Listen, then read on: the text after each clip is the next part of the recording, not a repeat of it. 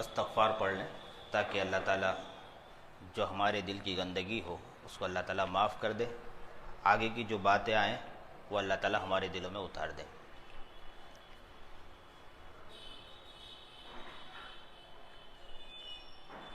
نحمده ونصلي على رسوله الكريم، أما بعد فأعوذ بالله من الشيطان الرجيم، بسم الله الرحمن الرحيم۔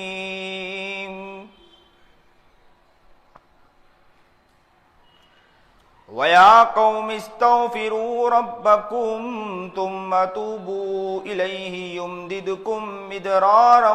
وَيَزِدْكُمْ قُوَّةً إِلَى قُوَّتِكُمْ وَلَا تَتَوَلَّوْا إِلَيْهِ يَرْجِعُونَ۔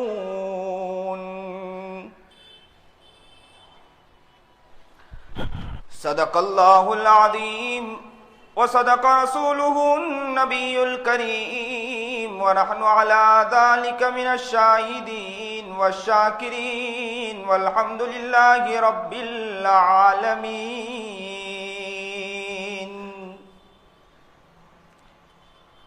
اللہم صل علی سیدنا محمد وعلى آل سیدنا محمد وبارک وسلم۔ اللہم صل علی سیدنا محمد وعلی آل سیدنا محمد وبارک وسلم۔ اللہم صل علی سیدنا محمد وعلی آل سیدنا محمد وبارک وسلم۔ واجب الاحترام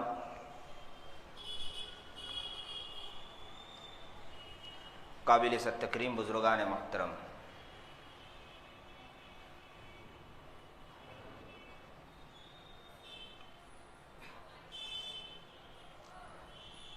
حالات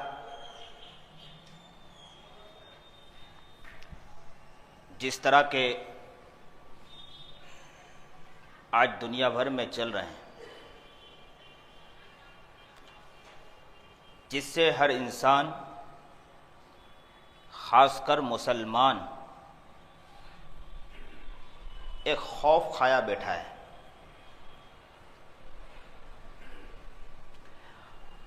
اور مسلمانوں کے دلوں میں یہ بات ہے، حالات کو دیکھ کر مسلمان ڈر رہا ہے، مسلمانوں کے دل میں خوف طاری ہے۔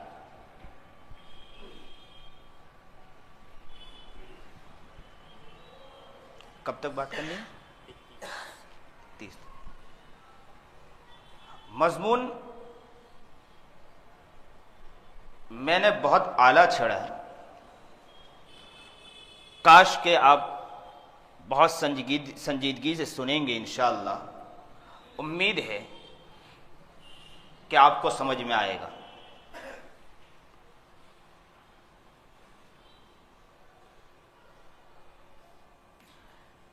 جو آج دنیا بھر کے مسلمان اور خاص کر کے بھارت میں، ہندوستان کے اندر جو مسلمانوں کی جو سوچ بنی ہے کہ ہمارا کیا ہوگا، انہیں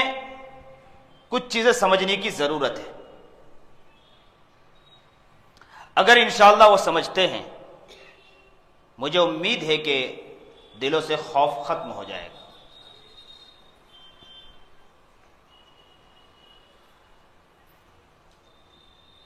میں نے قرآن کریم کی آیت خطبے میں پڑھی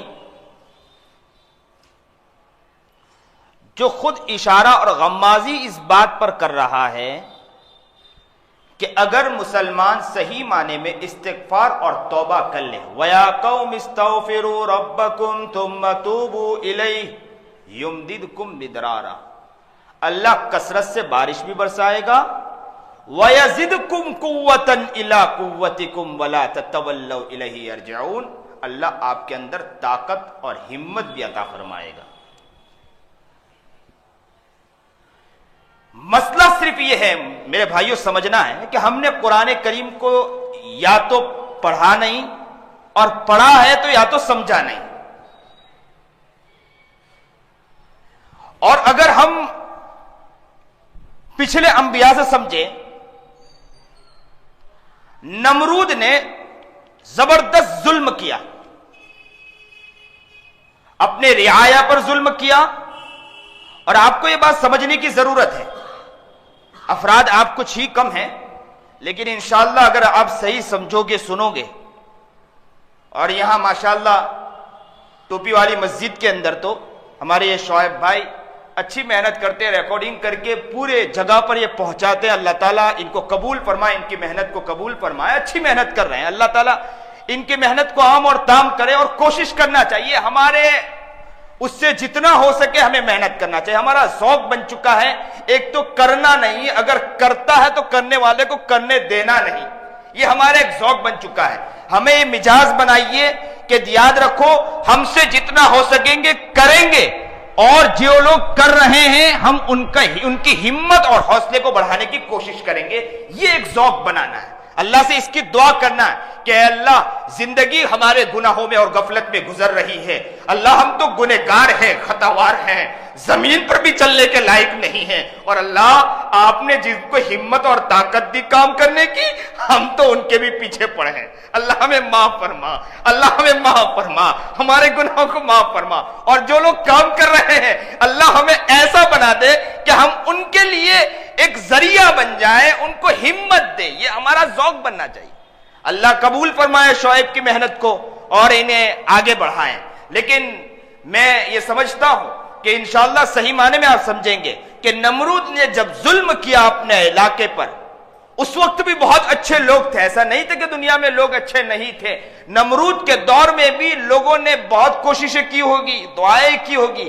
لیکن انہیں نہیں معلوم ہے کہ نمرود ہی جب ظلم کر رہا تھا انہی کے علاقے میں حضرت ابراہیم علیہ نبی علیہ السلام پیدا ہوئے اور اس کا خاتمہ فرمایا اور حق کا بول بالا کیا، اور وہ چند دن کے اندر نہیں ہوا، زمانہ گزر گیا، ابراہیم علیہ السلام چھوٹے سے لے کر بڑے ہونے تک کے، اس کے بعد ظلم ختم ہوا۔ آگے بڑھیے، فرعون نے ظلم کیا، زبردست ظلم کیا، آپ سنتے ہیں قرآن کریم اور حدیث مبارکہ، جب بھی آپ کی یہاں تفسیر ہوتی ہوگی آپ سنتے ہوں گے کہ فرعون نے ظلم کیا، اور اسی لیے آج کوئی ظلم کرتا ہم اس کو فرعون کہہ دیتے ہیں، ظلم کیا، خوب ظلم کیا۔ اللہ نے انہی کے گھر میں ایک ایسے شخص کو پالا ہے جس کو کہتے ہیں موسیٰ علیہ نبینا علیہ السلام، چھوٹے سے بڑے ہوئے، کیا ان کی عمر جب چھوٹی ہوگی، جب بڑے ہوئے ہوں گے 20 سال 25 سال، تب تک کہ کتنے لوگوں نے پریشانیاں جھیلی ہوگی، بہت لوگوں نے مصیبت جھیلی ہوگی، فرعون نے کتنے کو مارا، کن کے ساتھ کیا کیسی کیسی حرکتیں کی ہیں۔ ہم لوگ کیا سمجھتے ہیں کہ حالات فوراً ٹھیک ہو جائے، لیکن موسیٰ علیہ نبی علیہ السلام آئے اور ظلم کو ختم کیا اور حق کا بول بالا کیا ہے۔ آگے چلتے ہیں، اسرائیل نے ظلم کیا، بنی اسرائیل نے خوب ظلم کیا، تو حضرت عیسیٰ علیہ نبی علیہ السلام پیدا ہوئے، انہوں نے حق کا بول بالا کیا۔ کیسر و کسریٰ نے ظلم کیا، لڑکی کو زندہ درگور کیا جا رہا تھا، مکے کے اندر لڑکیوں کے ساتھ غلط حرکتیں کی جا رہی تھی، اور عجب تماشا بنایا ہوا تھا، اور زمانے میں جناب سرکار دو عالم محمد عربی سرکار دو عالم صلی اللہ علیہ وسلم پیدا ہوئے، اور نبی کریم جناب سرکار دو عالم صلی اللہ علیہ وسلم نے خود نے بھی بہت تکلیفیں اٹھائی ہیں، ان کے صحاباؤں نے تکلیفیں اٹھائی ہیں، بلال کو تکلیف پہنچی، سمیہ کو تکلیف پہنچی، نبی کریم جناب سرکار دو عالم صلی اللہ علیہ وسلم پر ایمان لائے، صرف اتنا کہا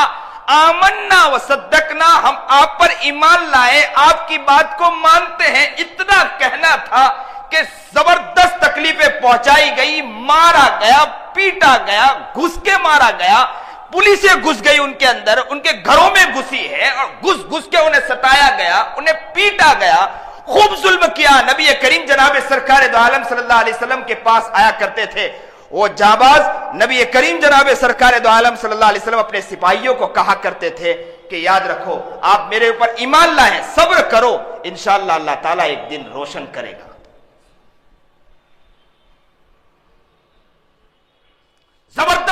پہنچائی گئی صحابہ کو.